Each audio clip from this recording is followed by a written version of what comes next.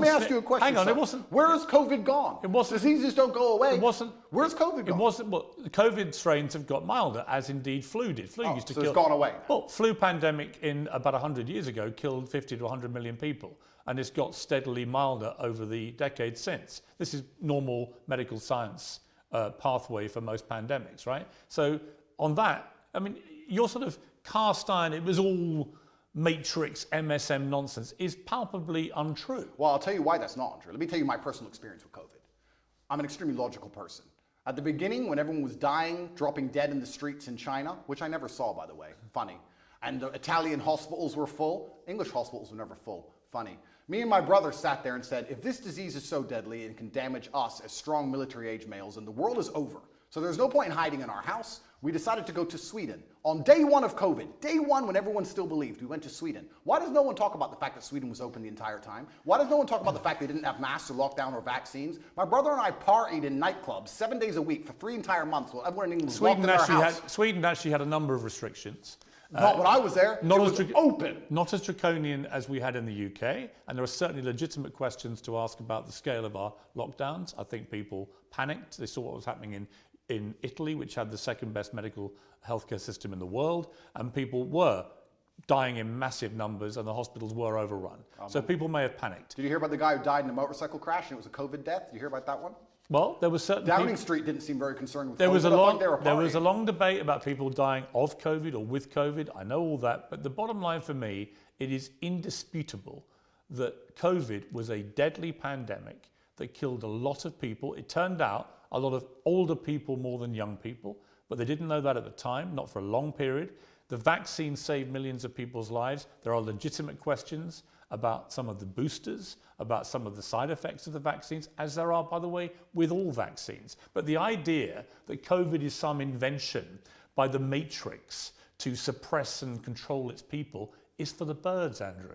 It's for the birds. It seems the birds and I are friends. I don't think a smart guy like you actually believes that. Of course I and that's absolutely one of my problems, believe that. One of my problems I have with you is that I think you are intelligent, but I think you also adopt positions that you know are going to get the anti-matrix mob inflamed. And it's just these all-encompassing views you have. COVID was a load of nonsense. Vaccines are all dangerous and killing more people than they say. Never said that. I said the COVID vaccine. Well, COVID vaccine, well, you don't think they worked? No, of course not, because the idea of Of course a vaccine, they worked. The word vaccine in and of itself is that you get... They save millions of lives. If you get a vaccine, you do not get the disease. They changed the definition of vaccine in the dictionary so they could continue to inject us with this pointless poison. I had the vaccine for polio. I've never had polio. You got the vaccine for COVID, and you're bragging online how you have COVID for the 8th time, but it's not that bad because you've had 6 injections. It's insane. And please understand my position.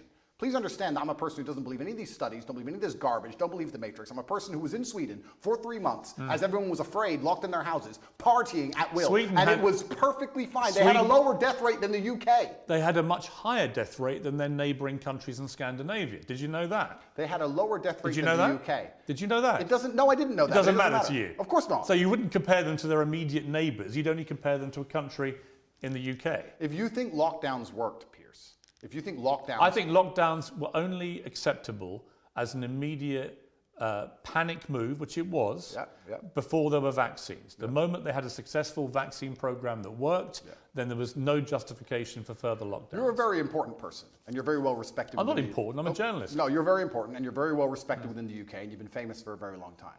Were you invited to the party at Downing Street, or were you not in that circle? No. No?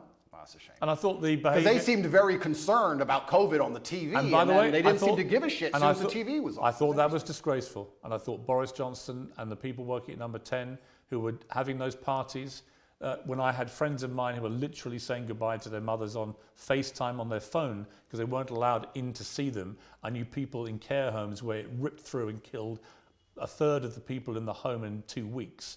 And the desperation that people felt. I had a cousin who lost his father who couldn't go and see his dying wife and so on. It's disgusting. There were terrible stories. It's criminal. Terrible stories. It's disgusting.